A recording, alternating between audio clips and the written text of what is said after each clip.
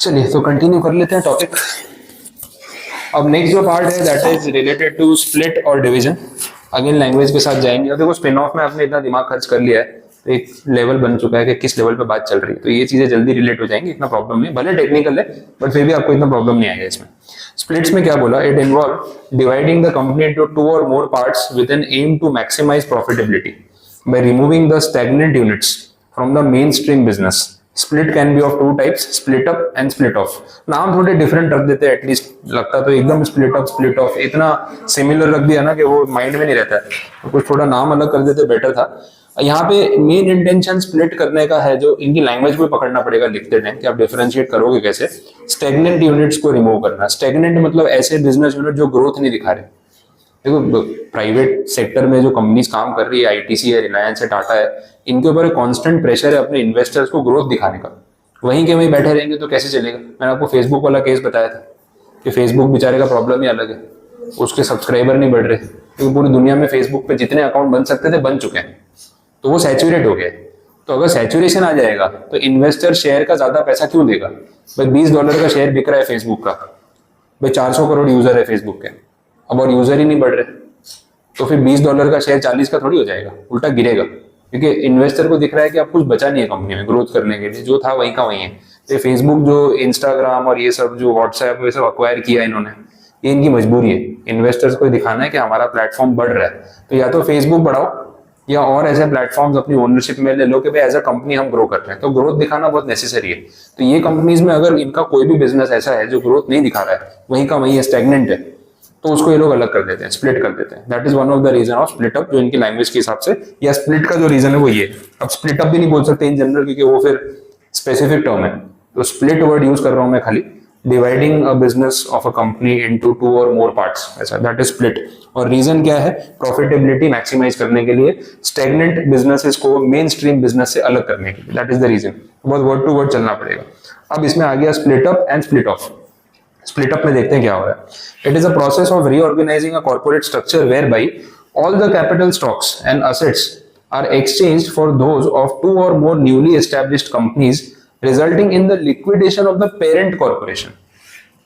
तो split up वाला जो केस है ना, इसमें मेन हाईलाइट बात यह है कि जो पेरेंट कॉर्पोरेशन है ना, वो लिक्विडेट हो जाएगी, खत्म हो जाएगी। वो एग्जांपल कोई भी अपने कंपनी फ्रेम कर लेते हैं, जैसे वो आईटीसी का एग्जांपल ले रहे थे ना, तो वही रखते हैं चलो, तो उसे आपको डिफरेंस समझ में आएगा। आईटीसी लिमिटेड थी पेरेंट कंपनी। तो अभी अपन जब बात कर रहे थे स्पिन ऑफ में, तो मैंने आपको बोला कि आईटीसी लिमिटेड तो एग्जिस्ट करेगी, उसमें से कुछ कंपनीज अलग कर दी वो अलग बात है, बट आईटीसी ओरिजिनल कंपनी, उसका एग्जिस्टेंस अपन ने खत्म नहीं किया था। मान लो ऐसा हो जाए कि इन्होंने बोला कि हमको ना 4 कंपनी बनानी, अब हमने 3 बनाई थी लास्ट केस में, अब 4 बना रहे हैं, टोबैको वाली, होटल वाली, एफएमसीजी फूड्स वाली और स्टेशनरी वाली। अब इन फ्यूचर ऐसा रहेगा कि आईटीसी लिमिटेड का एग्जिस्टेंस खत्म, ये 4 कंपनीज एग्जिस्ट करेंगी अलग अलग नाम से, समझ आया। So this is split up इनकी लैंग्वेज के हिसाब से। पेरेंट कंपनी का एग्जिस्टेंस हो जाएगा खत्म, ये हो जाएगी लिक्विडेट, टुकड़े हो जाएंगे पेरेंट कंपनी के, पेरेंट कंपनी रहेगी नहीं।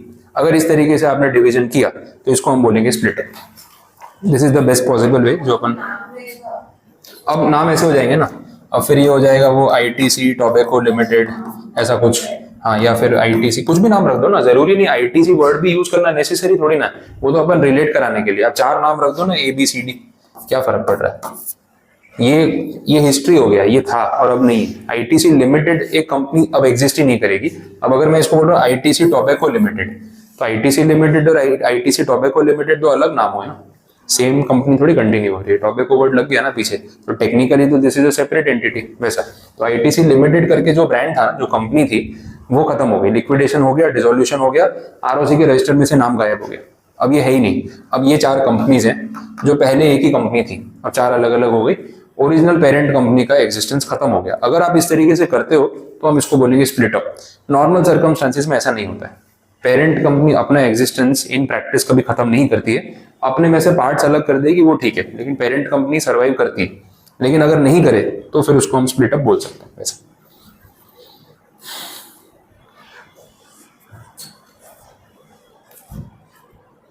चलिए, तो ये तो पॉइंट यहाँ पे कवर हो गया। अगला देख लेते हैं स्प्लिट ऑफ, थोड़ा डिफरेंट है इससे।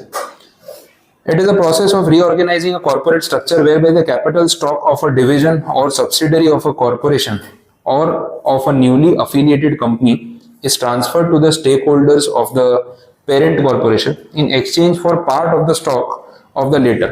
Some of the shareholders in the parent company are given shares in a division of the parent company which is split off in exchange for their shares in the parent company. Complicate कर दिया थोड़ा इसको, एक बार आप paragraph वापस पढ़ लो, मैं example बताता हूँ, आपको बात रिलेट हो जाएगी। 2-3 एग्जांपल दे रहा हूँ अलग अलग कंपनीज के, सिर्फ लैंग्वेज अपने थोड़ा माइंड में रखने के लिए पढ़ लो।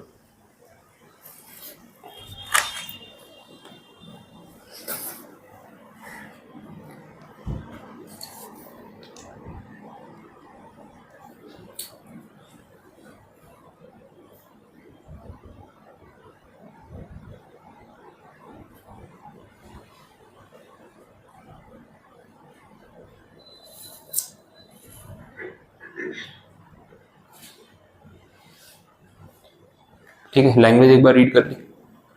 अब देखो एग्जाम्पल की तरफ बढ़ते हैं, कैसे करना है। रिलायंस का एग्जाम्पल ले लेते हैं। रिलायंस इंडस्ट्रीज लिमिटेड की बात हो रही थी, RIL।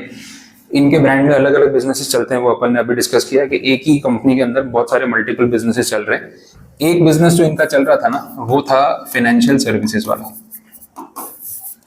ठीक है, NBFC वाला बिजनेस। अब इन्होंने क्या किया, पहले रिलायंस इंडस्ट्रीज ने ना एक सब्सिडरी बनाई, होल्डिंग सब्सिडरी तो आप समझते ही हो, ठीक है। ये सब्सिडरी जो है ना, ये फाइनेंशियल सर्विसेज वाला बिजनेस कर रही थी, ये जियो फाइनेंस, ठीक है। तो इसमें पूरा इन्वेस्टमेंट किसका था, रिलायंस का ही था। ये पेरेंट कंपनी थी, ये सब्सिडरी कंपनी थी। अब रिलायंस वालों को ऐसा लगा कि हम ना इस बिजनेस को अगर इंडिपेंडेंटली पूरा अलग ही कर दे हमसे और इसको इंडिपेंडेंटली स्टॉक एक्सचेंज पे लिस्ट कर दे तो इसकी वैल्यू बढ़ सकती है, वैल्यू अनलॉकिंग वैसा। तो इन्होंने क्या किया, इसको जियो फाइनेंशियल सर्विसेज या जियो फिनसर्व के नाम से एक अलग कंपनी बना दी और यह स्टॉक एक्सचेंज पे लिस्टेड है, अलग से इसको लिस्ट कर दिया। तो आप अपनी सब्सिडरी को अपने से अलग कर देते हो, उसको इंडिपेंडेंट छोड़ देते हो कि भाई अब तेरी अलग आइडेंटिटी है, तू मार्केट में खुद से लिस्ट हो जा। अभी तक क्या था, ये फाइनेंशियल सर्विसेज का जियो फाइनेंस का बिजनेस रिलायंस की सब्सिडरी थी, मतलब ये स्टॉक एक्सचेंज पे कहीं पे लिस्टेड नहीं था, इसकी अपनी आइडेंटिटी नहीं थी। ये रिलायंस जो है वो तो स्टॉक एक्सचेंज पे लिस्टेड है, तो रिलायंस की सब्सिडरी का मतलब क्या है भाई, रिलायंस ने पैसे लगा रखे हैं। आपका और मेरा जियो फाइनेंशियल सर्विसेज में कोई पर्सनल इन्वेस्टमेंट नहीं है। हम अगर चाहते भी तो इसका शेयर नहीं खरीद सकते थे, हम तो रिलायंस का ही शेयर खरीद सकते थे। रिलायंस ने क्या किया, इसको स्प्लिट ऑफ करके अलग कर दिया, इस सब्सिडरी को स्टॉक एक्सचेंज पे एक सेपरेट कंपनी की तरह लिस्ट करा दिया। अब आज की डेट में अगर आप चाहो तो इसका शेयर आप जाकर डायरेक्टली खरीद सकते हो। अगर आपको इस पर्सनली इस बिजनेस में इन्वेस्ट करना है, जियो के NBFC बिजनेस में इन्वेस्ट करना है, तो आप इसका स्टॉक खरीद सकते हो, कोई मना नहीं कर रहा। अब आज की डेट में दोनों कंपनी अलग है, रिलायंस इंडस्ट्रीज लिमिटेड एक अलग कंपनी है और ये जियो फाइनेंशियल सर्विसेज जो है ना वो अलग कंपनी है, दोनों स्टॉक एक्सचेंज पे लिस्टेड है। एक टाइम पे जियो फाइनेंशियल सर्विसेज इसी की सब्सिडरी थी, अब इसको कर दिया इन्होंने अलग। तो ये जो पॉइंट है यहाँ पे, ये स्प्लिट ऑफ का एक एस्पेक्ट है। और दूसरे एस्पेक्ट पे भी मैं आता हूँ, पहले ये एक बार रिलेट कर लो। It is a process of reorganizing a corporate structure whereby the capital stock of a division or subsidiary of corporation, मैं इस कंटेक्स्ट में आपको ये एग्जांपल दिया, और of a newly affiliated company। Newly affiliated का मतलब हो सकता है कि आपने किसी कंपनी को अक्वायर किया, सब्सिडरी रिसेंटली बनाया, फिर आपको लगा कि इसको इंडिपेंडेंटली लिस्ट कर देते हैं, वैसा वो भी एक ऑप्शन है। Is transfer to the stakeholders of the parent corporation in exchange for part of the stock of the latter. Some of the shareholders in the parent company are given shares in the division of the parent company which is split off in exchange for their shares in the parent company। अब मैं ये बात पे clarity दे रहा हूँ, आपको ये point कैसे वर्क करेगा वो समझना। देखो, जब रिलायंस में से ये जियो फाइनेंशियल सर्विसेज स्प्लिट ऑफ हुई, स्प्लिट ऑफ का मतलब जो हमारी सब्सिडरी थी, हमारा ही डिवीजन था, उसको हमने इंडिपेंडेंटली अलग कर दिया कि भाई तू जाके खुद लिस्ट हो जा और अब इंडिपेंडेंट अपना बिजनेस खुद से चला। भाई सबको पता है कि रिलायंस का ही ब्रांड है बट RIL के अंडर में नहीं आता है, this is separate listed entity, पहले ये हमारी ही सब्सिडरी थी। अब पॉइंट ये है कि जो RIL के इन्वेस्टर्स हैं, अब उसके पॉइंट ऑफ व्यू से सोचो, आप लोग ना रिलायंस इंडस्ट्रीज के शेयर होल्डर हो बरसों से, आप ही की कंपनी में से एक सब्सिडरी अलग हुई है, स्प्लिट ऑफ, और वो स्टॉक एक्सचेंज पे जाके लिस्ट हो गई है, तो आपको इसमें कुछ मिलेगा या नहीं मिलेगा? मिलेगा ना। इसकी वैल्यूएशन में से ये कुछ लेके गया होगा, इसी की कैपिटल में से, इसी की प्रॉपर्टी और लायबिलिटी लेके गया होगा, मतलब आपके बिजनेस में से एक हिस्सा अलग हो गया, तो आप लोग कुछ नहीं मांगोगे क्या? बोले वो हमारे, हमको भी तो शेयर मिलने चाहिए।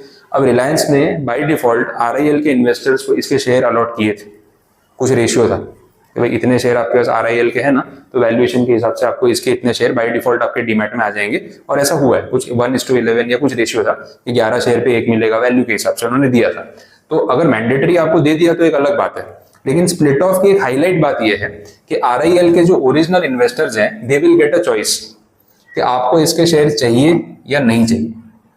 ये स्प्लिट ऑफ की टेक्निकलिटी है, चॉइस मिलती है, ऑप्शन मिलता है, that is an additional point. तो RIL के जो एग्जिस्टिंग इन्वेस्टर्स हैं, जब इनकी कंपनी में से इनकी एक सब्सिडरी अलग से जाके लिस्ट हो गई, तो RIL के सारे इन्वेस्टर्स या कुछ इन्वेस्टर्स को कंपनी ऑप्शन दे सकती है कि आपको इसके शेयर चाहिए कि नहीं चाहिए। तो आपने बोला कि नहीं सर हमें इसके भी शेयर चाहिए, हमें भी बिजनेस सही लगता है, तो भाई देखो हमने 20% वैल्यू या 20% असेट इसको ट्रांसफर किए अपने बिजनेस में से, तो एक काम करो, अब 80% आपके पास RIL के शेयर्स होंगे और 20% आपके पास जियो फाइनेंस के शेयर्स होंगे। ये एक ऑप्शन है। आपने बोले नहीं हमें ये नहीं चाहिए, हमें इसी में रहना है, तो बोला कोई बात नहीं, आपको इसके शेयर नहीं चाहिए तो ठीक है, आप RIL के शेयर्स ही रखो, तो आपको जियो फाइनेंशियल के शेयर्स नहीं चाहिए तो नहीं देंगे, वैसा है। तो दिस इज अ चॉइस। तो स्प्लिट ऑफ में हाईलाइट बात यह है कि जो पेरेंट कंपनी के एग्जिस्टिंग इन्वेस्टर्स होते हैं दे गेट अ चॉइस कि उनको अपने शेयर्स एक्सचेंज करके नए वाले शेयर्स चाहिए या नहीं चाहिए। अब ये स्पिन ऑफ से रिलेट करो तो पहला अप्रोच और दूसरा अप्रोच कौन सा वाला यूज हो रहा है यहाँ पे, पहला या दूसरा? दोनों में से कोई भी हो सकता है, ऐसा नहीं बोल सकते। अगर आप लोग बोलते हो कि हमको जियो फाइनेंशियल के शेयर्स चाहिए तो फर्स्ट अप्रोच, और आप बोलते हो नहीं चाहिए तो सेकंड अप्रोच। बात समझे, को रिलेट करा रहा हूँ कि वही अप्रोच है जो यहाँ पे भी यूज हो रहा है, but it is optional, it is your choice, वैसा हो गया। और ये एक एग्जाम्पल है, ऐसे आपको और भी एग्जाम्पल चाहिए तो मैं दे सकता हूँ रिलायंस में, और रियल केस है। रिलायंस इंडस्ट्रीज लिमिटेड जो है ना, इनकी एक सब्सिडरी है रिलायंस रिटेल वेंचर्स लिमिटेड, ये रियल केस है, गूगल पे मिल जाएगा। Reliance retail ventures limited Reliance की होल्ली ओन्ड सब्सिडरी है फिलहाल। ये लोग क्या बिजनेस कर रहे हैं, इसकी भी बहुत सारी सब्सिडरीज हैं। इसकी एक सब्सिडरी है रिलायंस रिटेल लिमिटेड, ये रियल केस है, ये पेरेंट कंपनी, ये उसकी सब्सिडरी, ये उसकी सब्सिडरी, 3 केसेस हैं। अब इसमें ऐसा है, रिलायंस इंडस्ट्रीज जो है वो तो पेट्रोकेमिकल का बिजनेस भी करती है, जियो का बिजनेस भी करती है, फिर ये रिलायंस जियो मार्ट और ये रिलायंस स्मार्ट और मॉल का बिजनेस भी करती है। इन्होंने क्या किया, अपना जो रिटेल वाला बिजनेस है जिसमें आपका रिलायंस डिजिटल आ गया, रिलायंस स्मार्ट आ गया, जियो मार्ट आ गया, FMCG और टेक्नोलॉजी और वो वाला सेक्टर पूरा, वो इन्होंने इसके थ्रू मैनेज करना शुरू कर दिया। तो रिलायंस ने एक सब्सिडरी बना दी RRVL, Reliance retail ventures limited. ये रिलायंस रिटेल वेंचर लिमिटेड इसी की होल्डी ओन सब्सिडरी है। अब रिलायंस वाला अपना सारा FMCG और रिटेल का बिजनेस इसके थ्रू करता है, पर FMCG और रिटेल में भी बहुत सारा डिवीजन है। रिलायंस डिजिटल इलेक्ट्रॉनिक बेच रहा है, रिलायंस स्मार्ट FMCG बेच रहा है, ऐसे अलग अलग ब्रांड्स भी तो है। तो इसमें भी इन्होंने फर्दर सब्सिडरी बना दी, जैसे रिलायंस रिटेल लिमिटेड एक सब्सिडरी है जिसके थ्रू ये लोग ये रिलायंस डिजिटल और ये सब ब्रांड चला रहे हैं, और कोई सब्सिडरी होगी उसके थ्रू वो जियो स्मार्ट और ये जो चला रहे हैं, जियो मार्ट हो गया, फिर रिलायंस की जो मॉल है वो दूसरी सब्सिडरी के थ्रू चल रहे हैं, ऐसे मैनेज कर रहे हैं। एक पॉइंट पे रिलायंस क्या करेगा, इन फ्यूचर इसका अलग से IPO लेके आएगा, ये होगा, ठीक है, अलग से IPO लेके आएगा। That will be the point of split of, कि जो आज मेरी सब्सिडरी है अब मैं उसकी वैल्यू अनलॉकिंग करना चाहता हूँ। आप सोचो, रिलायंस वाले को मॉल खोलना ही था और FMCG डीमार्ट को कंपटीशन देना ही था, तो पहले भी तो IPO ला सकता था, नहीं ला सकता था, लेकिन नहीं लाया। उसका रीजन समझो, रिलायंस की खुद के पास इतना पैसा है कि वो आपसे पैसे मांगे बिना रिटेल बिजनेस शुरू कर सकता है, उसको डीमार्ट की तरह पैसे मांगने की जरूरत नहीं है। तो उसने क्या किया, अपने ही पैसों से पहले एक कंपनी बनाई, इसके थ्रू उसने पूरे इंडिया में रिलायंस के मॉल खोले, बिग बाजार को टेक ओवर करने की कोशिश की, अपना नेटवर्क बढ़ाया, वैल्यू क्रिएट की। अगर पहले IPO लेके आता तो 0 पॉइंट पे कंपनी होती, अभी तो कुछ हुआ ही नहीं है, तो लोग उतनी वैल्यू देते, शायद उतनी तो नहीं देते जितनी आज देंगे। आज आपको पता है कि इंडिया में रिलायंस के 1500 स्टोर्स हैं, इतने 1000 करोड़ का सेल है, इतना प्रॉफिट है।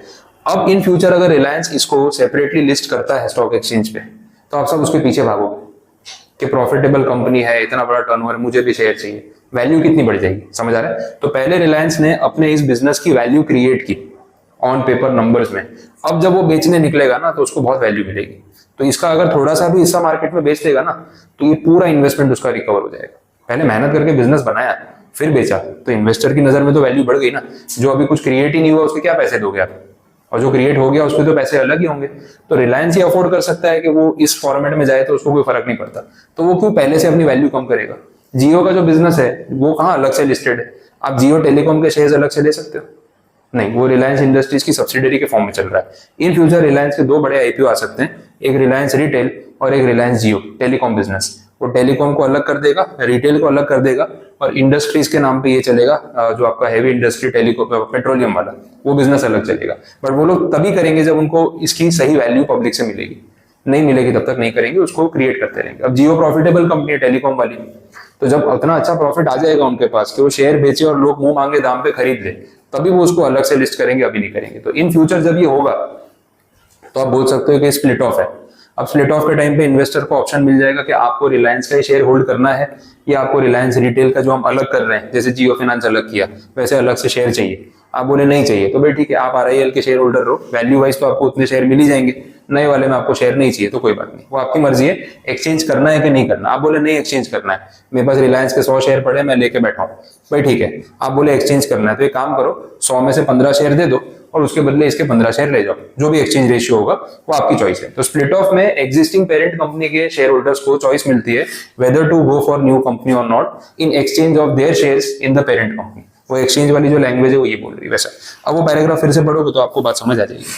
सर इसमें ये रिलायंस वाला और 80 और 20% वाला एग्जांपल है, तो उसमें हमें अगर जियो फाइनेंशियल सर्विस के नीचे लेते हैं तो रिलायंस के शेयर पे प्राइस भी रहेगा कि नहीं, आपके पास रिलायंस के उतने शेयर रहेंगे जितने पहले थे। हाँ, शेयर तो उतने रहेंगे, हाँ। पर वो वैल्यू के हिसाब से हो। हाँ, फिर उसमें ऐसा हो जाएगा ना, फिर जियो फाइनेंशियल में आपके बदले इन्वेस्टर रिलायंस होगा।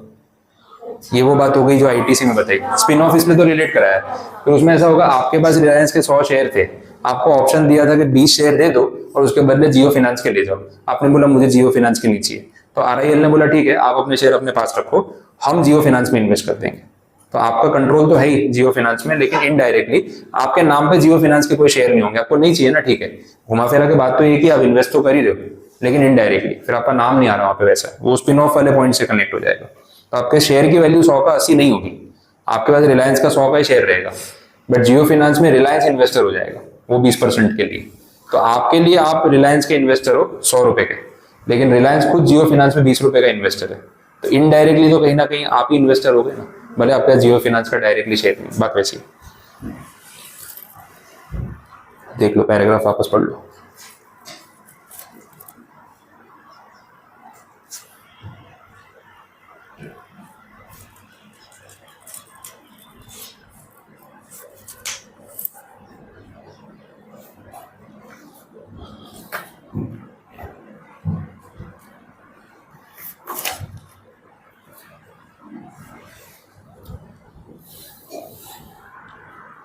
बोलो, अब कुछ बात समझ आई?